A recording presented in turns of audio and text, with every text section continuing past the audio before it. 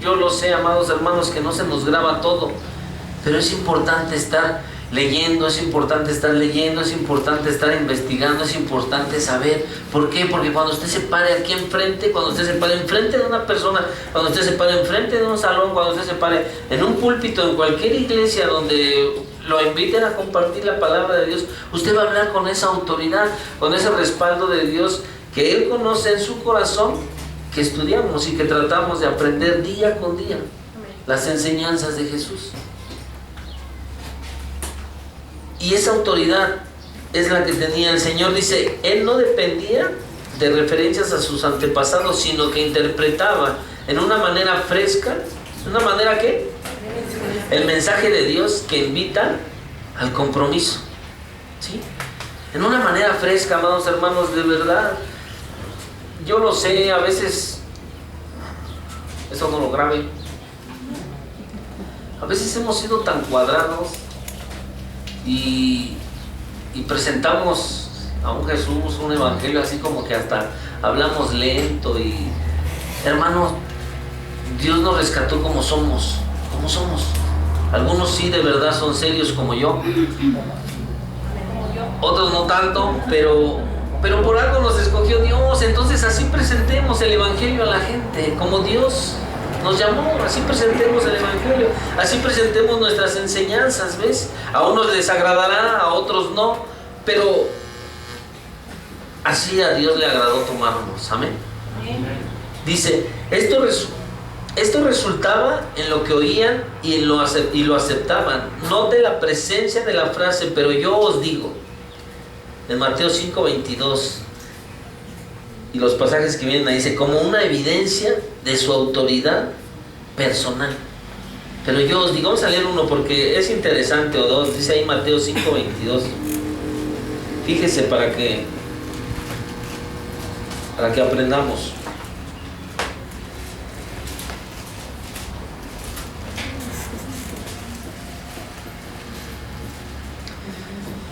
A ver si alguien me ayuda, de favor.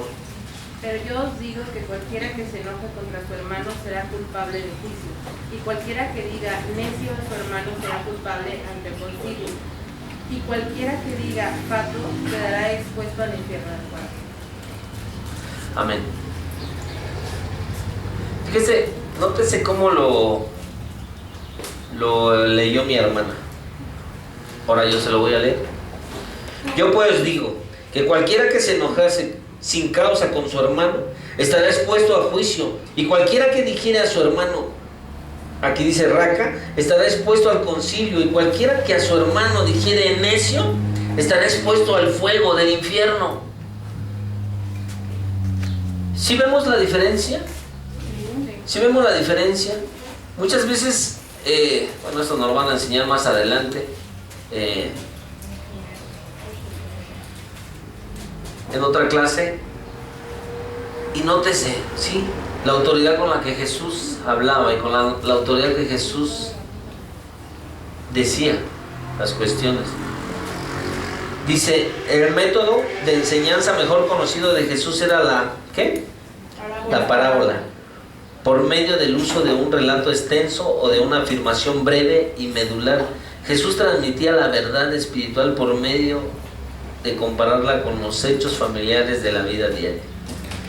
¿Por qué hablaba Jesús en parábola, amados hermanos? Eso sí se lo saben, eso se lo enseñan en el segundo nivel. Lo que dice ahí su manual. O sea, en pequeñas,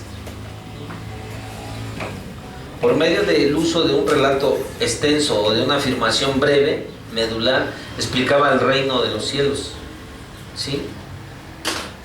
Y dice la palabra de Dios, para que el que tenga oídos, oiga, ¿sí?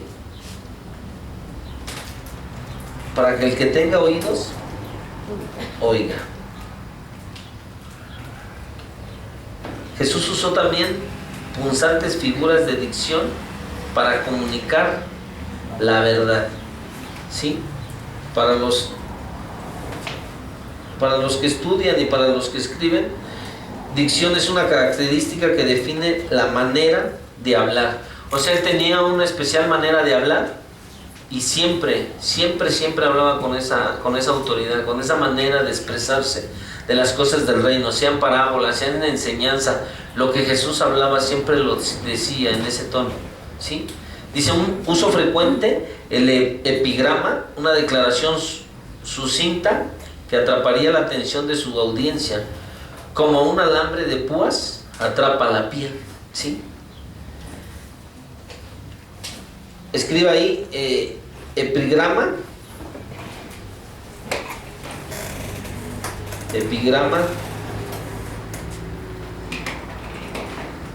función, composición poética breve, que expresa un solo pensamiento,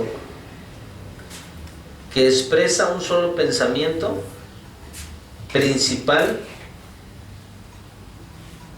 en forma ingeniosa. Así era Jesús. Cuando nosotros empezamos a ver esto en nuestras vidas y analizamos estas cuestiones en cómo el Señor se expresaba, en cómo Jesús enseñaba, pues, en un solo pensamiento principal en forma ingeniosa. Y podemos darnos cuenta, amados hermanos, cómo a la luz de estas cosas podemos darnos cuenta que Jesús no era aburrido, que Jesús no enseñaba, ¿sí? Como muchos de nosotros que dormimos, ¿no? Y como dice ahí su manual, que es como un alambre de púas atrapa la piel, ¿sí? Más adelante en nuestras clases nos van a enseñar la homilética. Y mucho de la homilética nos enseña esto, el cómo atrapar la atención del público, el cómo tienen que estar atentos a lo que uno está hablando. Y nos enseñan todo, movimientos, cuestiones que uno tiene que hacer, que el predicador tiene que hacer, hablar de una forma, mover, o sea, todas estas cuestiones nos lo enseñan, amados hermanos, y es padre conocerlo y saberlo, porque entonces ya no le van a temblar los pies cuando esté aquí al frente, ¿no? Y póngase a orar, sí, ¿no? O otro es. Entonces, por eso es importante el conocimiento. Y entonces, regresando, podemos darnos cuenta, amados hermanos, que Jesús no era aburrido. O sea, en sus enseñanzas, lo vamos a estar el día de mañana, dice que Él va a ser nuestro maestro, y anhelo esos días, hermanos, anhelo esos días en que Jesús sea el que nos enseñe, anhelo esos días en que Jesús sea el que nos guíe, el que nos dé la dirección, el que nos dé las clases. Lo anhelo, amados hermanos, de verdad, porque tan solo ver estos manuales, el ver cómo Él se expresaba, el ver cómo Él enseñaba, el ver cómo Él se dirigía hacia la gente, de verdad es de mucha bendición para nosotros. Dice ahí Mateo 12 y 13. De favor, hermanos.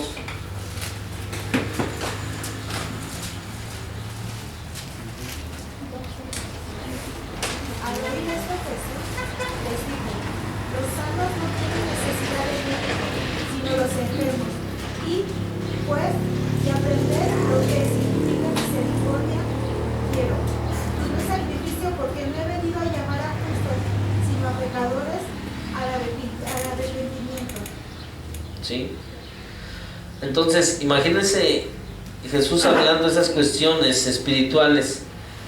El 13 dice: andad antes a aprender qué cosa es misericordia. Aprender qué es misericordia quiero, y no sacrificio, porque he venido a llamar a los justos. No he venido a llamar a los justos, sino a los pecadores al arrepentimiento.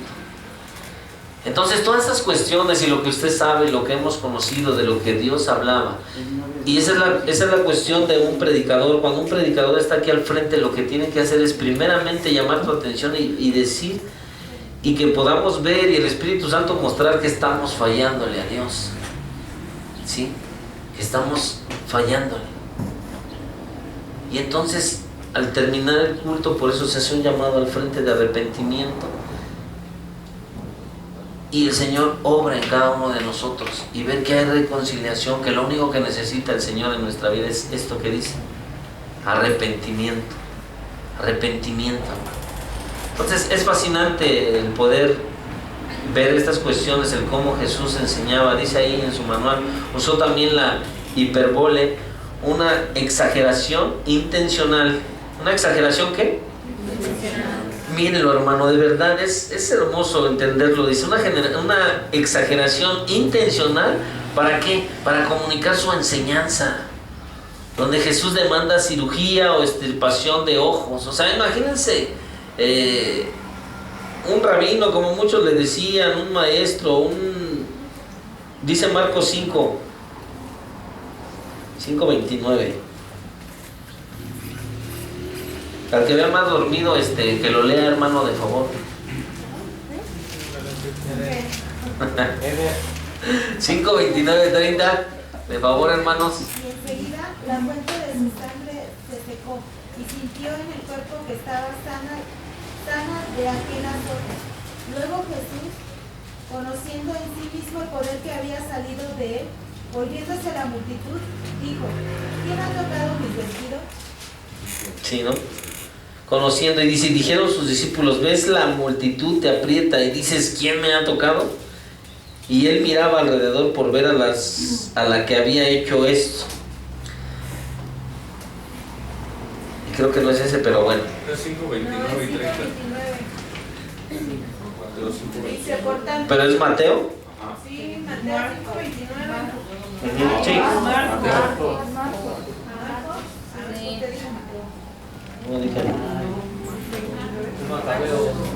No dije Marcos, pero es Mateo. ¿Sí? Es Mateo 5:29. Ahí para que le corrijan en su manual. Es Mateo 5:29. Dice: por tanto, si tu ojo derecho te escandalizare, sácalo y échalo a ti. ¿Qué mejor te es que perezca uno de tus miembros que no quede todo tu cuerpo sea lanzado en el infierno? Si tu mano derecha te escandalizare, córtala y échala de ti.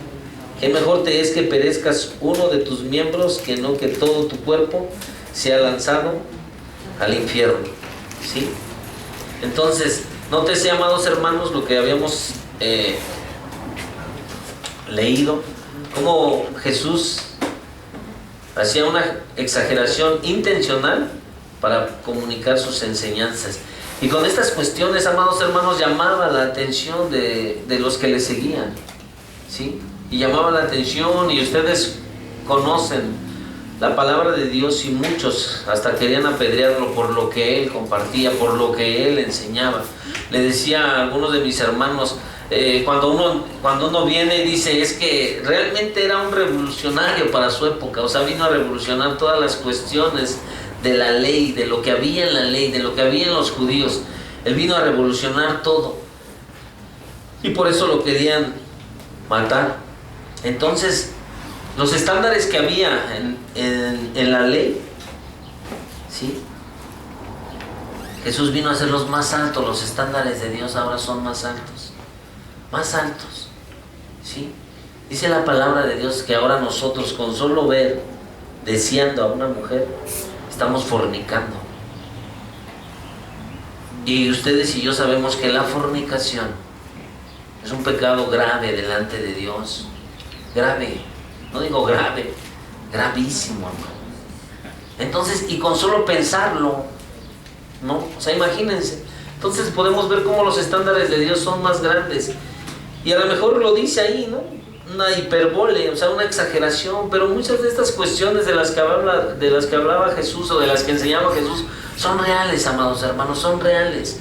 O sea, nuestra vida, nuestro caminar en el Señor es de vida o muerte. O sea, no podemos estar jugando al cristiano, y menos a esta altura en la que nosotros estamos, en un instituto teológico, menos en este nivel en el que Dios nos ha puesto, a lo mejor en un ministerio, a lo mejor. No podemos, hermanos, no podemos estar jugando al cristianismo, ya no podemos, amados hermanos. De verdad, dice la palabra de Dios que es necesario que los tiempos se acorten, que nosotros podamos mirar a nuestro alrededor y por piedad darnos cuenta que el Señor ya viene, de verdad, hermano.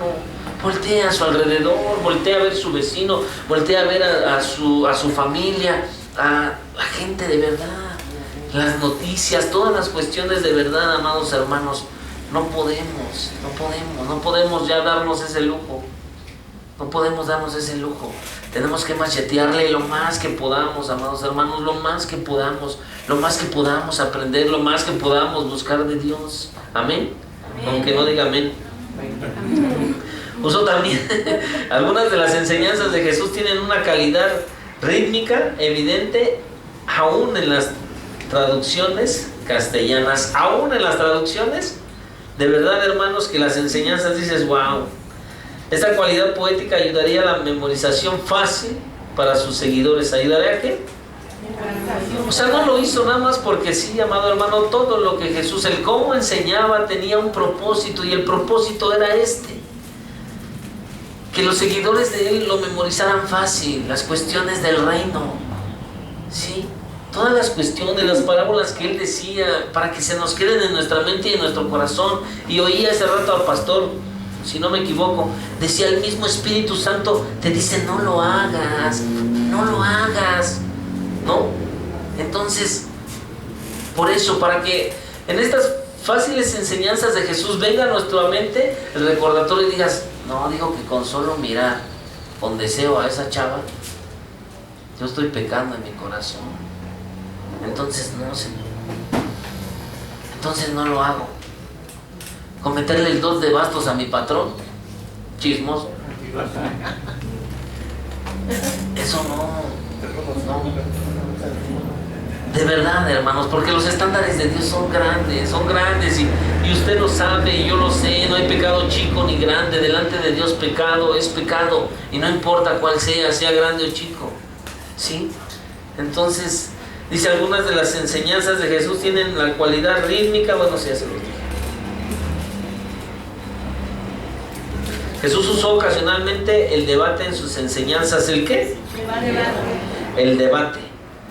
Pero la base se centraba alrededor de la interpretación de las Escrituras, que dice la palabra de Dios, ¿sí? Se nos ha enseñado y lo sabemos, la palabra no es para debatir, ¿sí? Pero cuando nosotros estemos delante de alguien que conozca Biblia y que sepa, que en nuestra mente y en nuestro corazón esté esto, amados hermanos, ¿qué dice la palabra de Dios? Por eso nosotros, en nuestra mente y en nuestro corazón, deben de estar pasajes bíblicos, memorizar pasajes, memorizar versículos. 1, 2. ¿Y sabe lo que me encuentro con muchos de otros hermanos que no vienen al instituto? Hombres. Es que no se me queda nada, hermano. Es que no se me graba nada. Es que... Y yo digo, son pretextos, la verdad, ¿no? Porque nos acordamos cuando hacemos un mole de olla o cuando hacemos un pozole, que se le echa, ¿no? Nos acorda, y tiene 2, 3 años que no hacemos y nada más hacemos en la fiesta, ¿no? Y nos acordamos, ¿no? Se le echa esto y se le echa el otro, y es imposible que no nos acordemos de lo que es nuestra vida, de lo que realmente tiene importancia para ti y para mí. Pasajes bíblicos, hermano. Mira, apunta a uno, el que te guste a ti, lo pegas en el refri, unos 2 o 3 ahí en el refri, y cada de que pases y abras para sacar algo, lo lees, y ya, y cada de que pases, cuando estés trapeando, lo lees, y así, y se te va a quedar, hermano, de verdad, de verdad. ¿Por qué, hermano? Precisamente para esto, para cuando nosotros estemos delante de alguien, le podamos decir qué dice la palabra de Dios, ¿sí? A ver, abre tu Biblia en tal pasaje y tal, y a ver qué dice. Entonces, eso es importante para nosotros, hermano. Dice, no debatió a partir de premisas abstractas o presunciones filosóficas. Sus debates en Mateo 22, 23 reflejan esta línea. ¿Sí? ¿Qué dice Mateo? A ver si ahora sí es el testimonio. 22, 23. No lo vamos a leer todo porque es hasta el 45. Y es la pregunta sobre la resurrección. Vengan el miércoles, les va a gustar.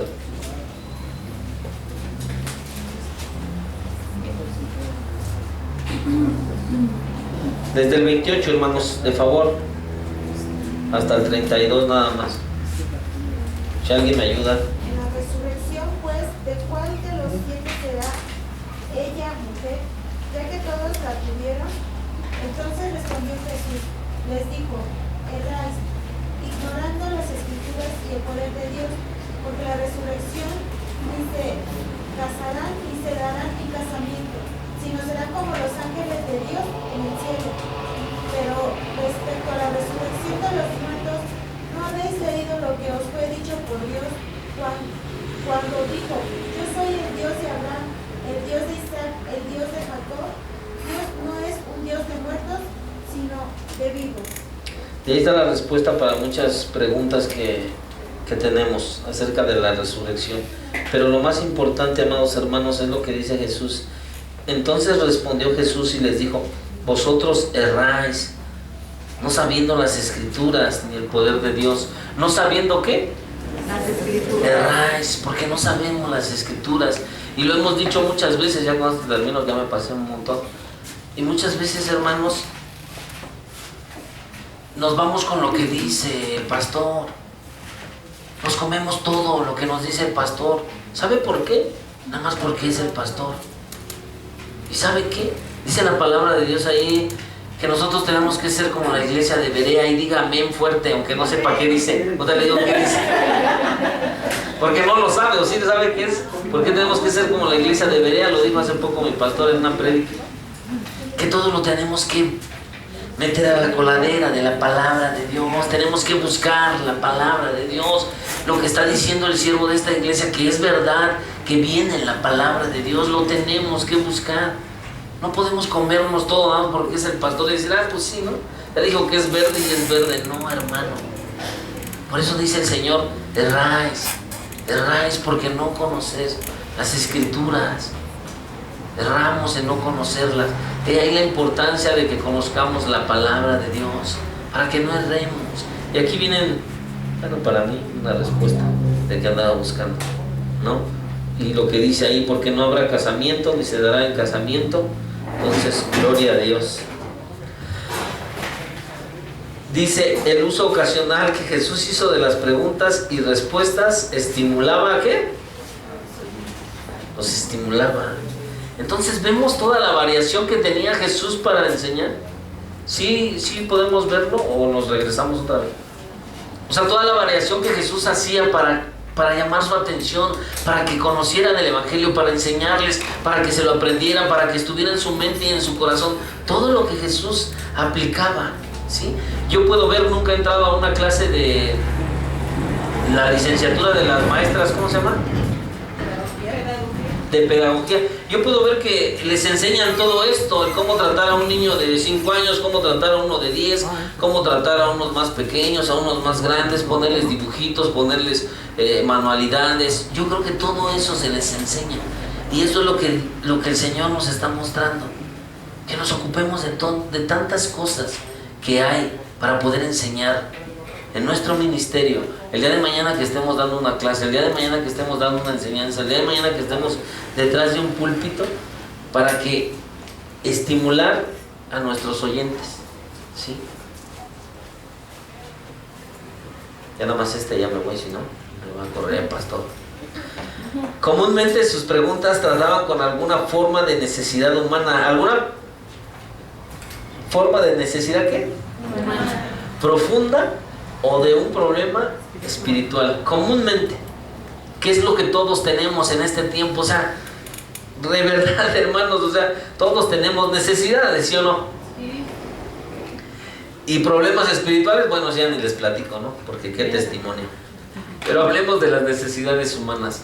Entonces, es ahí donde el Señor tomaba su atención y les decía, les preguntaba y decía, no, pues sí es cierto. Entonces, no tenemos que ir a la psicología, amados hermanos. De verdad que leyendo y estudiando esto podemos darnos cuenta cómo podemos aplicar estas mismas enseñanzas en nosotros. Cuando nosotros estemos dando una clase, cuando nosotros estemos predicando el Evangelio a la gente, llamar su atención por medio de estas enseñanzas que usaba el Señor. Lo que Él usaba, poderlo usar en la gente. Y van a ver cómo tomamos su atención y se van a venir a echar un café y les vas a decir el evangelio sin broncas. Dice, la pregunta de Mateo 16:26 obligó a sus oyentes a considerar el tema. Mateo 16, con ese me despido. Mateo 16:26, alguien que me lo lea fuerte, de favor.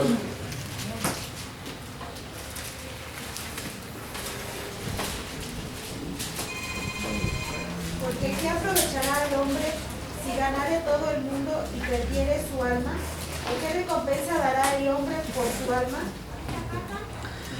Dice, y obligó a sus oyentes a considerar el tema. Con esta simple pregunta que hizo Jesús, si ustedes siguen leyendo el pasaje, pueden darse cuenta cómo llamó su atención y dijo, a ver, ¿cómo?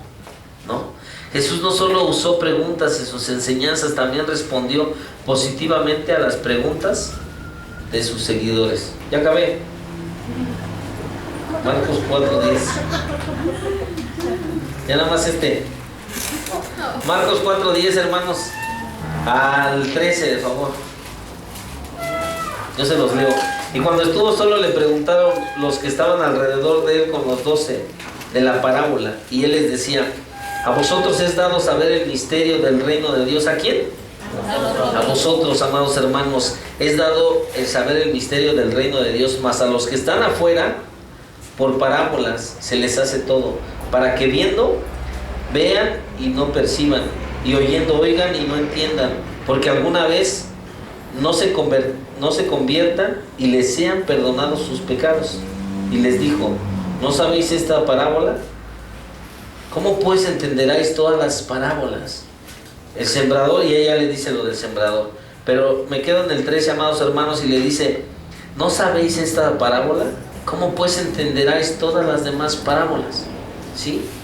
En otra versión dice así, y les dijo, ¿no entienden ustedes esta parábola? ¿Cómo pues entenderán todas las demás? Y ahí la importancia, amados hermanos, que nosotros siempre, amados hermanos, cuando usted venga a varones, diga amén. Cuando usted venga a mujeres, diga amén. Cuando usted venga a orar los viernes a las 7 de la noche, amén. Cuando usted venga al instituto, cuando usted venga a la prédica, a la que venga, amado hermano, yo le exhorto solamente una cosa, a que ponga atención a lo que Dios está hablando ese día a su vida, porque es Dios el que está hablando a nuestra vida para sacar cuestiones todavía de nosotros. Amén. Cierre sus ojos, amado hermano. Señor, te damos gracias. Gracias por este tiempo. Gracias por la oportunidad que nos das de poder aprender de ti y poder mirar lo profundo de tus enseñanzas, poder mirar cómo tú enseñabas a todos tus siervos y a toda esa gente. Y cómo aún en este tiempo nos permite ser enseñados por ti. Y cómo en este tiempo nos permite saber de ti. Y anhelamos, Padre, tú conoces nuestro corazón y anhelamos el día en que seas tú enseñándonos, el que seas tú dándonos las lecciones, lo que todavía tenemos que conocer de ti, lo profundo de ti, todo el conocimiento que tienes para nosotros. Te damos a ti toda la gloria y la honra. En el nombre de Jesús. Amén. Amén, amén. Amén, hermanos. Tenemos 10 minutitos para que se estire, para que vaya al baño. Los que faltan de apuntar su asistencia, por favor.